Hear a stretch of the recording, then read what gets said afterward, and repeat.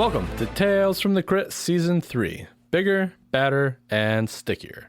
By joining us today, you have been officially upgraded to Crit Cat status. So welcome to the club. Tales from the Crit is an actual play podcast where we focus on smaller story arcs from some of your favorite RPGs, as well as some of the less known or obscure ones. We also play some highly narrative tabletop board games and also some micro RPGs. All of those feature a revolving cast of players, so you're going to see a lot of variety there. And as always, I am your host and your crit keeper, Riley Groves. We're so glad to have you here with us today. Now let's get into the episode. Content warnings can be found in the description.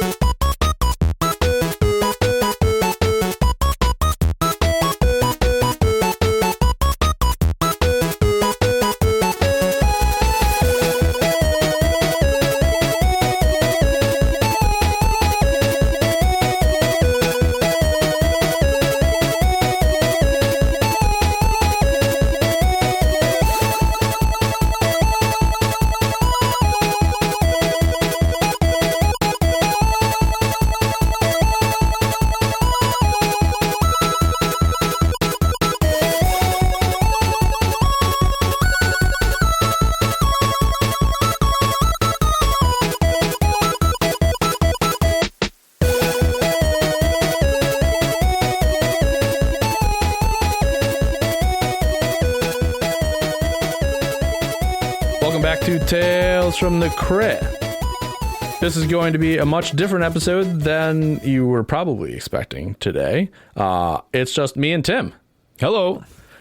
We've had a lot of scheduling issues and life issues and personal tragedies and everything going on. And right now, Connor's somewhere in Mexico or somewhere else. I'm not sure where he's at. But we've just had a bunch of scheduling inconsistencies, which is why we've been releasing episodes pretty sporadically over the last couple months. We've also just been going through a lot as humans. There's a lot going on. And podcasting had to take a little bit of a backseat there. But we didn't want to wait too long before releasing a new episode.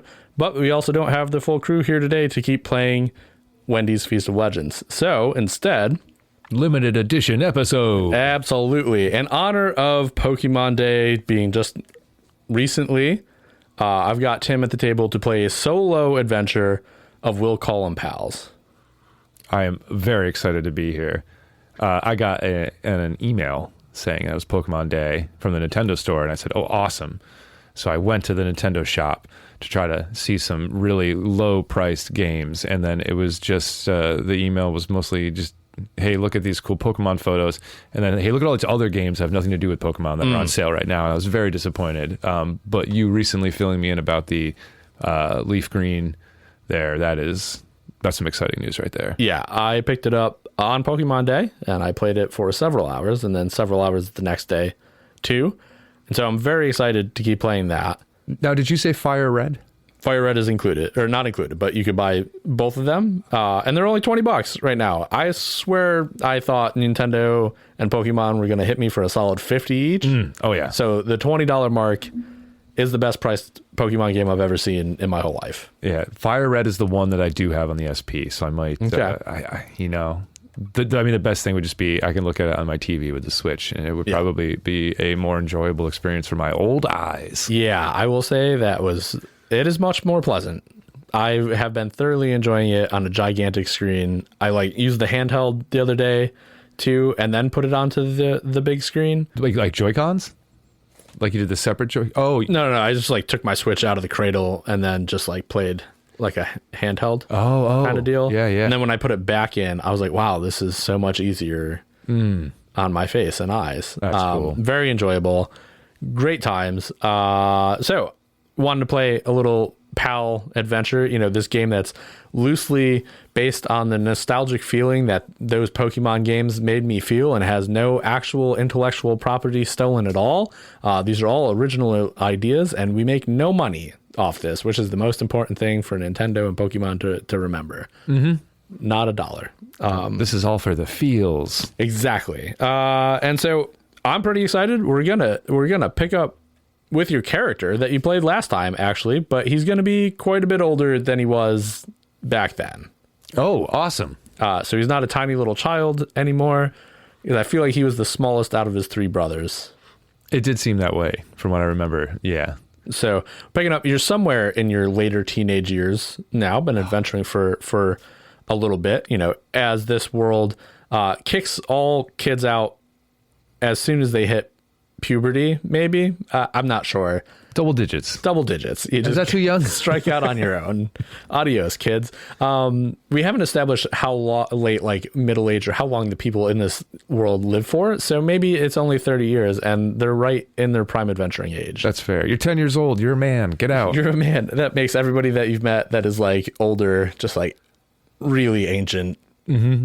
Well, okay. So we'll just disregard any age stuff. But we do have some cool upgrades, I'll say, or some changes to kind of the way that we were playing last time. One of those things, you are now a level 2 trainer, so you can carry more pals with you at a time, which is fun. So you also have a trainer type. So what kind of trainer do you want to be? There are 4 choices. There's the investigator, the hunter, the trap collector, and sneaky, the old sneak thief kind of guy. Did you get a chance to look those over and decide which one you wanted to be? In what situation would I be sneaking? So some additional things that are happening in this game, there's going to be checks that the player's going to make rather than just the pals. So if you're trying to hide from, say, a giant ravenous pal at some point that you hear coming and you're like, wow, I don't think that this is something that I want to trifle with, or maybe I want to hide from these people because I'm investigating something in a building. Those are some instances where you might be sneaking around. I mean, yeah, I would say based on my experience with the Pokemon game I'm currently playing, Arceus, just constantly in that tall grass crouching around. Okay. So, yeah, I think that seems very applicable for my playing style. All right. Gonna be sneaky. Awesome. And what does sneaky get you or give you?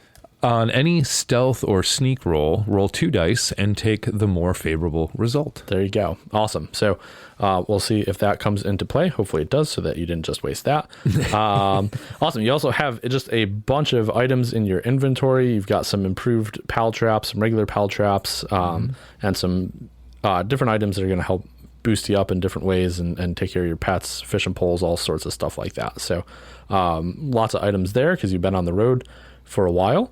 You also have the ability to carry 4 pals with you. You brought one from the last game with you. Who'd you bring along? I brought Rock Pet. Awesome. You seemed to really like Rock Pet last time, and I think you put in a lot of good work, if I remember correctly. It looks like I brought it from a level 4 up to a level 6. Okay. HP all the way up to 16, so that's pretty rad. Nice. I've also, based on the idea that you've been adventuring here for a while, I gave you some others also. Do you want to take a look at the other 3 that you got? Yeah, we have Bradpole, water type, second form of Bog Frog. Oh, okay, that's cool. I remember Bog Frog. One of the moves is Water Bazooka. That's super cool. Shockjaw. Shockjaw is the second form of Chip Munch, electric type. It looks insane. Yeah. It has lightning bolts for teeth. Yeah, because these are all hand-drawn by me and I don't draw well, they all look pretty wild. I mean, it increases the experience, in my opinion. That's good. I'm glad. Lavamander is the other one. Fire type. Oh, it specifies here that this is the only form, so will not evolve. This is it. Looks pretty cool. because there are 3 moves with low uses, I'm assuming that they are pretty powerful. So very excited about that as well. Awesome. Yeah, and I know you had a Chipmunch last time, yes. right? So we're going to assume you had leveled that Chipmunch up into that Shockjaw. Yeah. Yeah, because you've been on the road for a while. So those all had a base level of 10. Those last 3, your Rock Pet, I think you said was at a 7. To start out here, I wanted to give you 5 levels that you can distribute amongst those 4 pals however you see fit. The Rock Pet is at a 6, and I'm wondering if I should just throw all 5 right into Rock Pet, just bring it up to an 11 and see what happens. The benefit being, one of my favorite things I like about Rock Pet, very high defense. Considering it's only a level 6, it has a defense that is pretty even with some of the 3 that you already gave me. So I think that bringing it up even more, it'd make it a solid wall to have in my lineup, and I think that would be a smart move. All right. So I'm going to throw just straight 5 into Rock Pet. Okay, so let's start out with some of the basic things. By throwing 5, that's going to give Rock Pet an additional 10 HP on top of where he is. Ooh, all right. Well, I think that pen might be dead. Right on. There's some pen. Well, you found them. They're right in front of you. I just hate pencils. I'm not a pencil person. I can get you a pen. No, it's fine. Okay. That's good because it's a level 10, once you hit level 10 also, you're going to get an additional 5 HP on top of that. Oh, it's a level 11, technically. But once you hit level 10, right. you gain a little bit of extra oomph behind things. Okay. So I get an extra 10 to HP. Well, that's 5 to HP. Yep. So that'll bring us to a 31. That's all right. Incredible. Awesome. And because you went up 5 levels, you're also going to get 8 attribute points because you hit level 10 also. So it's 5 plus a bonus for hitting level 3. So you can distribute those 8 attribute points across its strength, defense, or agility, however you see fit. Okay. We'll throw 3 right into agility, bringing it to a 6. We'll throw, I think, 3 into defense, making it a 12. That would give us 2 to throw to strength. So now strength is a 12 as well. And now I'm just looking through the other Pokemon here to see if I think that's actually all right. Reasonably comparable. Agility is terrible, but it's got the most even strength to defense ratio, so that's cool. All right, awesome. So one thing to note, once you get past level 10, you used to throw a 1d6 to try to hit an opponent plus your strength. You're going to throw a 1d12 plus your strength now. Ooh. The other thing to note, any of your attacks that you had before, so if you had a 1d4, you're going to bump that up to the next dice size. So it'll be a 1d4 turns into a 1d6, 1d6 to 1d8, 1d8 to 1d10, etc. etc. So you get a little stronger once you hit that level 10. That's very cool. Yeah, that's some immediate upgrades right there and everything. That's nice. All right. Awesome. So you got a pretty stacked bunch of pals there. Are you ready to get into it? Yeah, let's go. All right. What's your name anyways? I forgot to ask that. Oh, well, when you become an adult in this society, you have to change your name. It's usually a sign of respect to choose a name based off of some previous gym leader who reigned at some point. So the chosen name that I now go by is, of course, Lesnar. Fuck yeah. All right, Lesnar. Should be easy enough for me to remember. Lesnar, you wake up in a tent at a campground, specifically the Snack and Nap campground. This campground has been known for a long time. There's been decades worth of rumors that this is the place to go to find a mythical pal. However, that ideal was kind of perpetuated about 30 years ago and this has since become kind of a tourist trap and now is on the decline. It's not kept up very well. The snack shack is kind of on its last days. There's been no mythical pals seen here in quite some time, but you found your way here anyways, hoping that, beyond all hope, that the rumors would be true, and you might be the lucky one to find the rare sparkly pal here. Ooh. However, as you spent the night here, there's very little indication of this. The campground itself has some pretty grown-up grass. The battle center is pretty much a cracked concrete slab. There is a pond. It's got quite a bit of algae. Wow, quite a bit of algae in it. And it's not too well kept up. But you did have a great night's sleep, and the day is warm. And the weather is nice. So the world is your oyster here to do what it is that you want, to investigate the campground, see who's around, or you can hit the trail and hit the snack and nap campground loop, which is the famous loop where for the last couple decades people have gone through and investigated and combed through trying to find any kind of special pals. All right. As soon as I wake up, I am going to head on over to the pond, which I noticed when I got in late last night, and I want to see how that view is. I also have recently acquired a fishing pole, so I'm very curious to see if maybe I can wrangle up some fish. All right, awesome. Yeah, you head over to the pond. It's got quite a lot of cattails. It's not overly big. The waves are quite small. But it's actually pretty serene. It's nice. You've got the place to yourself. The sun's just peeking up over the top of the trees here. And you can see there's ripples coming from different spots on the pond, indicating that there are probably fish or pals inside the water, contained within the pond water. I'm going to reach into my bag where I dig out some kind of older food that I had for the journey up that's not doing so well. One might say it is rancid food, and I'm going to put that on my hook and cast into the water. All right. What is the official description on rancid food? Reduce non-owned pals strength by 3. Okay. All right. Awesome. So first, you're going to roll me 1d20. Let's see if you can drum up anything inside the water here. So roll 1d20, and on a 10 or higher. 15. All right. You begin to get a nibble on this rancid food that's attached to the end of your fish pole. Why don't you roll me 1d10? A 5.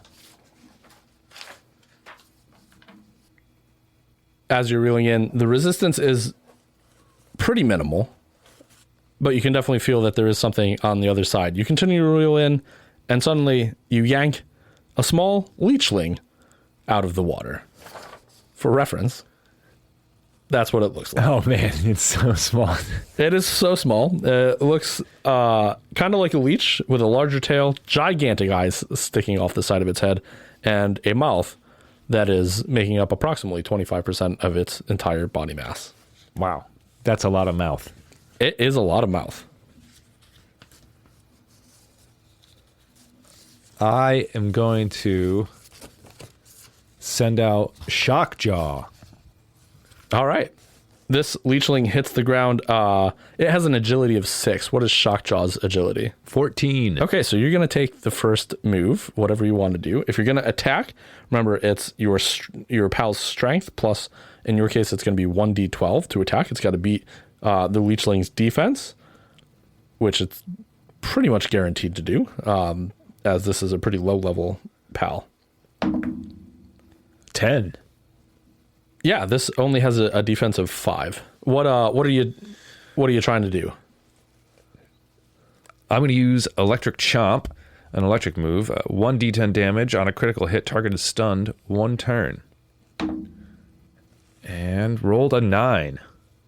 All right, so you do 9 damage to this leechling. it gets grabbed in the shock jaw's electric jaws and just kind of tossed around inside of its mouth, and it hits the ground. It is still moving, and you see it's kind of an iridescent ripple down its body as it squirms. It's going to try a special attack, so it's going to use its agility, which is a 6, and roll another d6. So it has a 9. What is your shock jaw's strength? 11. It clamps onto your shock jaw, and you can see that it's trying to do something, but before it is able to do so, your shock jaw just knocks it off its body, and it goes hitting the ground. Awesome. Is there extra damage done because I'm using electric type against what I assume is a water type? So this leechling is actually a normal type. A normal type? Mm-hmm. Oh. Okay. Strange enough. My turn? It is your turn. Yep. Okay. I'm not gonna go crazy. I'm gonna do electric chomp again. Okay. Straight to the D10, or do I have to D12 to see if I beat something or another? I mean, technically to attack, you do have to roll a D12 plus add your strength. But what is your strength? 11. It's only got a defense of 5, so you're gonna succeed in that hit no matter what. So 9. With that, shock jaw clamps onto the leechling one more time, shaking it around in its jaws, and it faints and lays in the ground. Awesome. Pretty much passed out. So go ahead, and you're going to gain 10 XP from beating this leechling. Fantastic. And it's the PAL that gains the experience? Correct. Trainers gain experience to move up different trainer levels based on the number of pals that they have caught. Oh, okay.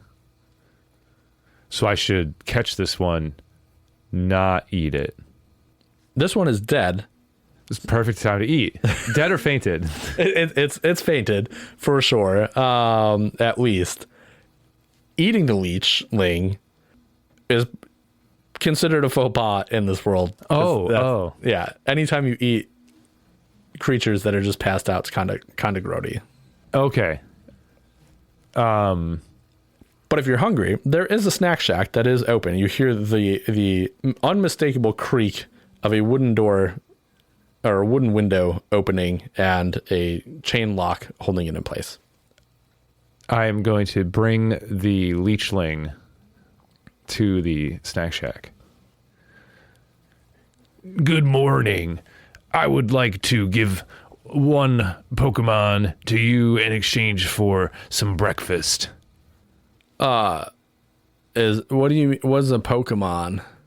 Oh, God damn it. I would like to, it doesn't help there's Pokemon things all over this room.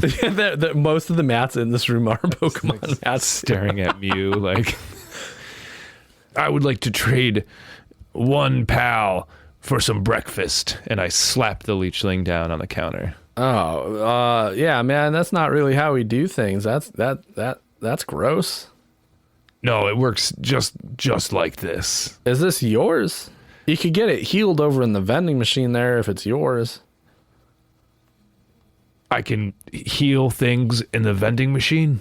Yeah, it's a Pal Center brand vending machine. There's no food in it.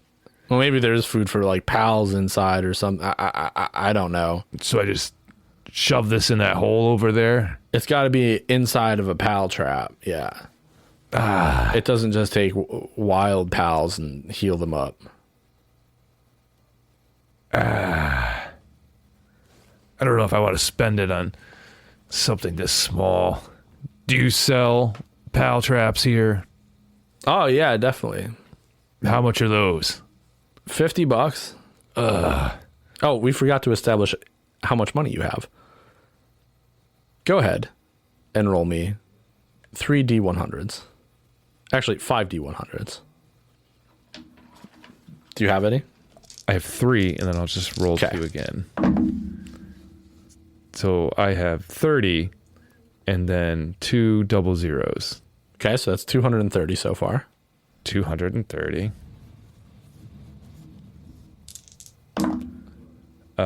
and then 50 and 70. So 350. 350. Yeah. Not bad. All right. So you have $350. That's awesome. Well, that roll definitely went a lot better than I thought. 350 is a nice little chunk of change there. And I can only have 4 on you at any time. Now you can change them out. So if I put this one in a pal trap, where does it go? Into somebody else's computer? Yeah, into someone else's cell phone. Just kind of on demand. Like a drone will come and drop off your pal that you're like depositing and pick up an old one and like zoom it off to some location in a cloud that just kind of hovers above you. So like there's a delay technically. If you were to try to do it in battle, it wouldn't work. You know, you might have to trade out in between things. But yeah, it's all a cloud-based system. All right. Yeah, it fainted. I didn't catch it, so I don't get it, right? Yeah. Perfect. I should stop touching it then, probably. Probably. You know, they typically recover after they've been just like left alone for a while. I imagine. Otherwise, the world's just littered with half-dead fucking pals. Oh, that's a whole different game. Okay. What are the what? That's an okay price for a pal trap. I'll take one of those. And do you have any breakfast? I've got some rice balls and some sports drinks. I don't know why they call it a snack shack. Really, I got like, you know, I got bouncy balls and shit, and like lures for the pond. What's a bouncy ball? Oh, it's like this rubber ball. I don't know. Some pals like them, I guess. I don't know. They get some kind of benefit from them. I've got the exotic music box too, but you know, that's pretty. How much is an exotic music box? Oh, $200. But let me tell you, it's worth it. And he takes off his beanie snapback combo and puts it through his chest. I swear, this is the best thing to try to attract that super rare, sparkly pal up the trail there. This boombox is gonna get me the sparkles. Yeah, that's what it's intended to do. I do want the sparkles. It's pretty rare, you know. The sparkles or this boombox? Both. You drive a hard bargain. Yeah, usually. I'll tell you what. I'll take that boombox off your hands if you throw in the pal trap. I'll throw in a pal trap. All right. Make me just a D20 roll. This will just be a trainer roll. 19. With the biggest, heaviest dice to ever be recorded on this table. I shouldn't have thrown that. For sure. That was the heaviest thing I've ever heard. Yeah, I could definitely do that. That seems good. I only have a couple pal traps left anyways. Awesome. All right. Here's $200, buddy. All right. And he gives you the exotic music box and a regular pal trap. Nice. So, do I have to see the sparkle thing and then I crank this little knobby here and it starts playing the music, or do I just have it playing all the time as I walk around? I mean, I would like sit down. You're going to want to go somewhere and then like crank it, like somewhere secluded, right? Make sure there's no one else. You should always crank it in a secluded location. Absolutely. Gotcha. If I haven't been caught 3 times for that same thing, I haven't been caught at all. But yeah, so just find a nice place to sit for a while, crank that box, and just wait. And then hopefully it shows up. All right, that sounds great. Thanks, brother. I'll see you later. Yeah, all right. And I'm going to start hiking up the trail toward that loop with my new exotic music box. I get to go crank in seclusion. All right. You begin to make your way down, and the first section you run into is section number 1. With the campsite still in view, you see some kids playing, but they're quickly scared away after a skeeter comes flying out from the bushes, and they go scuttering back down towards the campground. And you're in this section, so you can look for an item, you can look for a pal, I'm going to look for a pal. All right. Do I have to emphasize? Yeah, I want to emphasize I'm sneaking, right? At this point, you don't necessarily have to sneak, but if you want to be sneaking, you can sneak. I'll give you, when hunting for a pal, I'll give you a +2 if you're sneaking to your roll. All right. I see the kids running away, and I'm immediately going to crouch down and just start crouch walking toward it. So I'm going to get it. I'm going to get that skeeter. You're going to get the skeeter? All right. It's buzzing around. Go ahead and roll me a d20, and then you're going to add 2 to your roll. Nat 20. A natural 20. Fuck yeah. That's dope. So go ahead and roll me a d10. Another 9. Wow. As you're sneaking towards this skeeter that's just kind of buzzing around near the edge of the bushes, you get really pretty close to it before suddenly another pal leaps from the bushes and snatches it out of the air, clamping it down in gigantic jaws, and just eats it immediately. And standing in front of you is a large 8-legged insect, and 4 of its arms look like they have blades on them, and it has 4 large wings.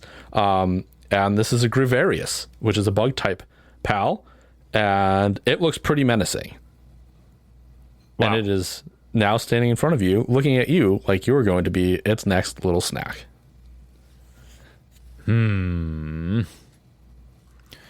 All right, I am...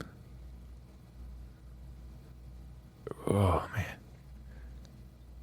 I'm going to, Oh, man. A bug type? It is a bug type. I'm going to throw out my Brad pole. All right. What is your Bradpole's agility? 12. Okay. The Grivarius only has a Bradpole only has an agility of 10, so your Bradpole gets the first attack. All right. So I got to roll a d12. Yep. Plus your strength. Whoop. 8 plus 14, 22. All right. That definitely beats the Grivarius's defense. All right. So that's just for attacks. If you're going to use a special attack or a boost, you're going to have to roll something else, FYI. So if you are looking at using something else, we'll walk through that if it's not just a regular attack. Oh, okay.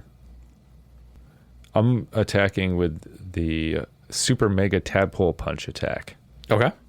That is just an attack, right? It says attack, yeah. Okay. Water. Charge 2 times. Okay. So you're going to have to charge that up twice before... to use it? Yeah. Oh. Shoot. No, I'm going to go with the Water Bazooka attack. Okay. 1d10 damage. 7. 7 damage? All right. The Grivarius gets blasted back by this water, and it starts flapping its wings, trying to knock off some of the water that is accumulated on them. And it is going to begin flashing those wings and trying to distract your Bradpole with flashing distraction. So it's going to use a special attack. So it's going to use its agility, which is a 10 plus 8. Does 18 beat your agility? Yes. All right. Your accuracy is going to be impaired on your next attack. So you're going to roll 2 d20s and take the worst roll on that on your next attack. Okay. But it is your turn. I'm going to use Slippery When Wet, which is a boost. It increases agility by 2. Okay, so on a boost, you're going to, if your pal's above level 10, you're going to roll a d20. At level 10. At or above level 10. Oh, okay, d20? Yep, d20, and you're going to try to roll under your agility score. I got a 16. My agility is a 12. So that boost is unsuccessful. The Gregarious flies wildly and menacingly at your Bradpole. Does an 18 beat your defense? Yes. All right. It is going to start attacking with all 4 of its scythe-like claws. Does 7 damage on the first attack. What's your defense anyways? 9. Oh. All right. Does 5 on the second attack. 4 on the third attack. And 5 on its fourth attack. Crazy. It's a pretty strong, I would call it a small bug, but it's not a small bug at all. You rolled pretty much the second highest thing that you could find here.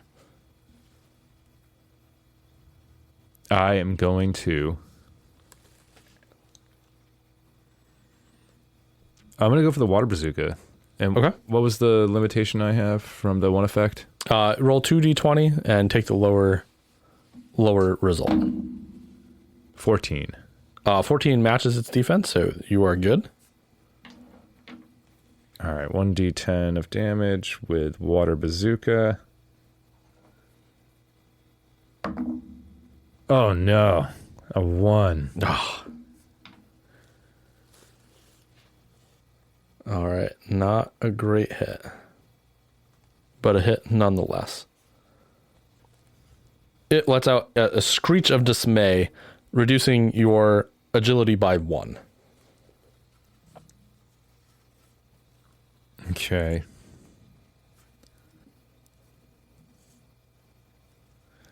I'm gonna go for the water bazooka thing, All right, and then I don't do. It's just 1d20 this time. correct. Yep. 17. Yeah, that definitely hits. A 2. All right.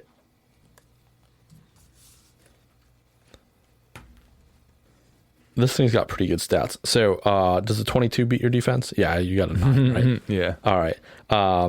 It comes in and it chomps with its large mandibles. However, it only hits for 1 damage.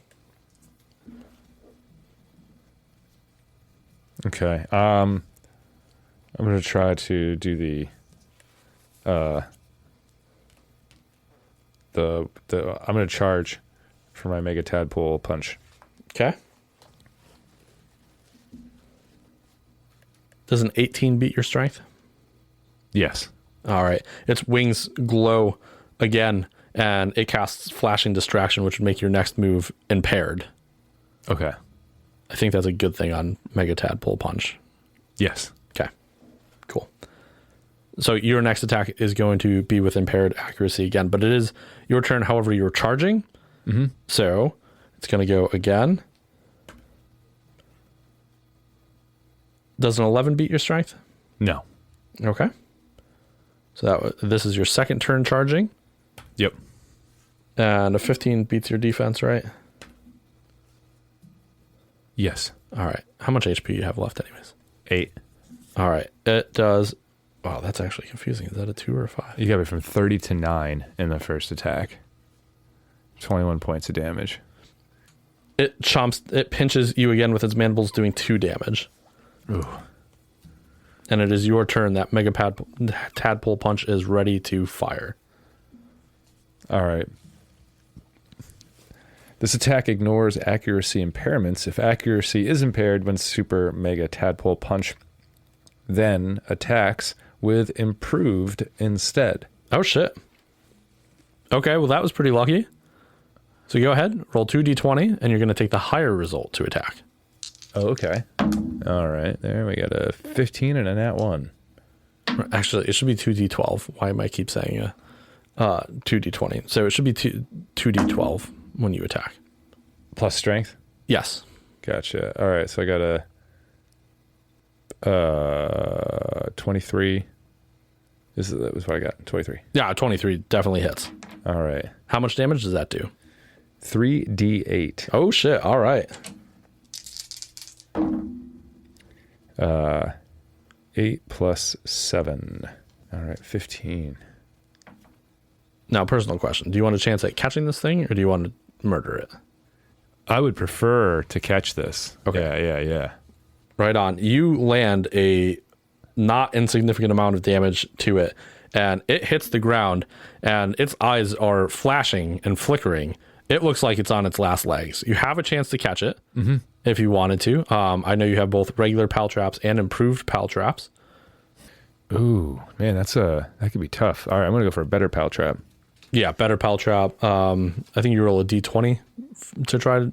2d20 with a better pal trap. Gotcha. Versus the pal's strength, combined strength and health points. Gotcha. So that's a 35, a nat 20, and a 15. Yeah, you throw the trap, and it hits the pal, and the pal magically gets sucked inside, and this triangular trap hits the ground and only rocks slightly 3 times before the seal indicates that it is completely sealed and the pal is inside. And you got yourself a level 11 Grivarius, which is a second form of the Crick Hopper. Nice. That one special attack was crazy. Yeah, it's got a 4 attack, which is pretty great with its stats. It's a pretty hefty pal here. So this is pretty much a play test to see how things go above level 10, because we didn't barely get there last time we played. So this is going to give some pretty good information overall. So I appreciate you play testing with me. Oh, excited to be here. I am trying to figure out which pal I am keeping and which one must go through the cell phone into the cloud. It's so strong. It is quite beefy, and I felt really bad after Crick Hopper got just so much hate last time, especially from Stefan. Whoever Stefan was playing, he really hated the Crick Hoppers, so I felt like it needed a pretty big upgrade. I feel like I'm going to get rid of the lava, but it's always good to have fire. It's just that it's got a strength of 10, a defense of 10, agility 10. Just not a lot going on, but that does us pretty cool specials. Shockjaw I got to keep, been with me since the beginning. Bradpole was okay. The defensive 9 is rough. That's really hard to hang around with. Ooh, I am going to send the Bradpole to the cloud. All right. As you do that, a drone flies over and grabs the Bradpole, lifting it off to the cloud. And because you're not replacing it with another one on your phone, you have your 4 on your belt. Awesome. Cool. All right. I feel good about this. Can I search for a trap? Yeah, you can search. Okay. So go ahead and roll 1d20. Oh, 3. 3. This area has been pretty picked over. You know, it's really close to the campground. There's kids running around and stuff too. You know, if you're going to go on the loop and you're not going to do the full loop, there's just a lot of traffic here, so maybe not as many items. All right. I'm going to continue forward to the second portion of the trail loop. The trees are a bit bigger in this section, and there's a small stream that runs through it. It's not deep enough to contain any pals, though, sadly. Just a little bit of some water running through. But not too much going on here. There's not really any people in this section either. You pretty much have it to yourself. All right. I am going to sit down among the large trees and privately start cranking my box. You begin to play this music box, and it lets out... It's not like an annoying noise. It's not anything special either. It's just a tune that you might think that a snack shack selling music boxes might produce. That's pretty much what it sounds like. It's pretty tinny. But you play it all the way to the end, and you sit there for quite some time. Roll me a d20. Oh, shit. Nat 1. If this box breaks, I'm going back to the snack shack. I'm shoving that guy into a pal trap and putting him in the vending machine. From far away, you can start to hear something coming. You hear a small buzzing. And you're like, what is that? And you're wondering and you're wondering. And suddenly, you begin to feel a little needle sticking into the back of your neck. As you swat your hand away, you realize that there is a swarm of skeeters have just come around you. I hate skeeters. All right. I mean, we're going for it. We're going to do we're pulling out Rock Pet. As you look around, you realize you're like surrounded on all sides by skeeters. There are 2 skeeters and then one that looks like a mega skeeter. It's actually got large, more bird-like wings. The rest of its body looks very similar to a skeeter, and all 3 of them set upon you and your rock bat. Can I get a turn in attack initiative? If I'm physically being attacked by a Pokemon? I will let you roll 1d20 right now to do an unarmed attack to a pal. Yes. 18. All right. Roll me 1d6. I'm assuming you're striking at the pal or the skeeter that bit you. Oh, yeah. 5. All right. What is Rock Pet's agility? 6. All right. You smoke one of these skeeters with just like a punch, and it hits the ground momentarily and is like floating back up. You stun this bug. Nice. Type pal. Really pretty good. It's going to actually miss its first turn to go. And you said 5 was what's 6 agility. Okay. The Jersbird, which is the second form of a skeeter, does go first. Does an 8 beat your defense? No. All right. The Jersbird plunges its long needle-like nose towards the rock pet, but its rocky carapace is much too strong, and it just kind of goes bouncing off, and it returns back to its spot. Rock pet, it is your turn. All right. Rock Pet is going to go for the skeeter who was not stunned. Okay. So it's a 10 plus 12, 22. Yeah. Definitely hits. All right. And well, we're going to do Rock Toss, which is just 1d6 damage. Ah, man. 2. All right. The skeeter that you just hit flies at you. Does a 10 beat your strength? No.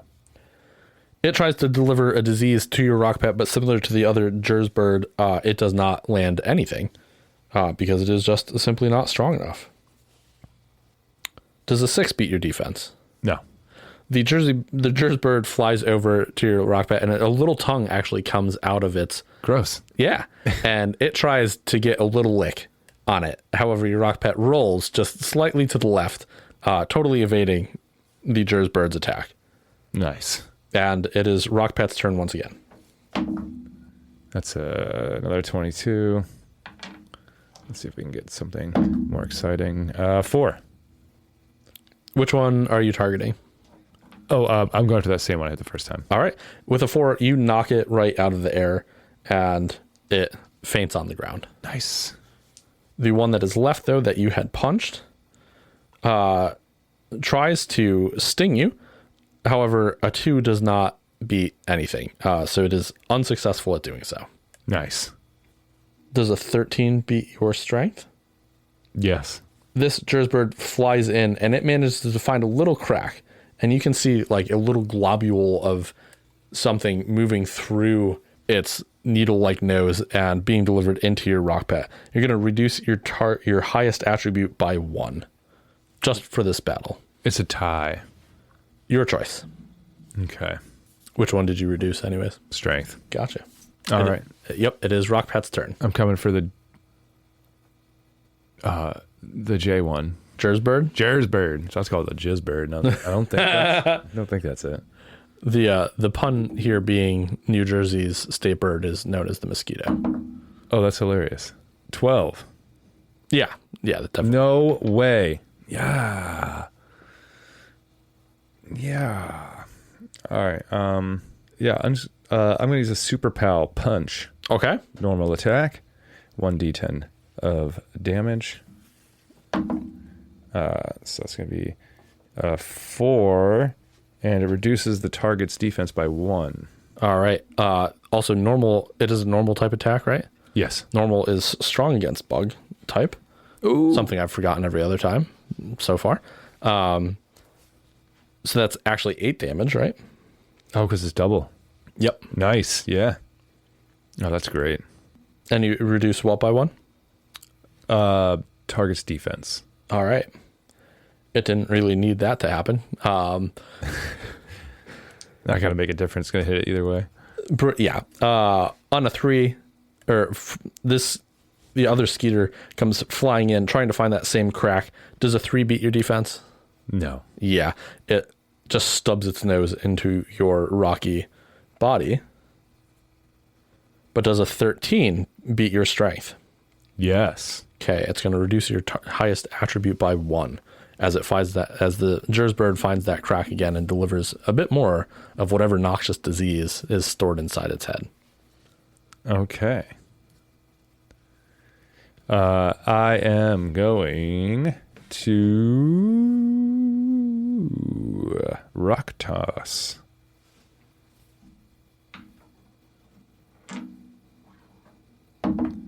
It's an 11 plus 11, 22. Mm-hmm. And D6. Jesus. 5. And is that a normal type move or is it a rock? Rock. They say right. rock. This Jersbird is looking really pretty rough. On a 5, the skeeter comes flying at you personally. Do you want to try to take another swing at it? Oh, yeah. All right, let's see a D20 just for an unarmed strike. 12. All right, that's a hit. D6. Sure. 6. All right. 6. Oh my God. 3. All right, so you do 15 damage on a critical hit. It only had 1 HP left. You just absolutely obliterate this thing. We'll say this one dies. That skeeter's done. So, Gotcha, bitch. does a 9 beat your defense? No. Okay. The Jersbird tries to attack furiously after watching all of its friends get obliterated. However, it is still unsuccessful at landing an attack. All right, I'm going to go for another super pow punch. Okay. 18. Yeah. And it's a normal, so it's going to be 6 total. Rock Pet throws a super power punch and knocks this Jersbird out of the air. And all 3 of these bugs are now laying either knocked out or dead on the ground. Awesome. And that's where we're going to end it for today. Awesome. We will See you next Tuesday.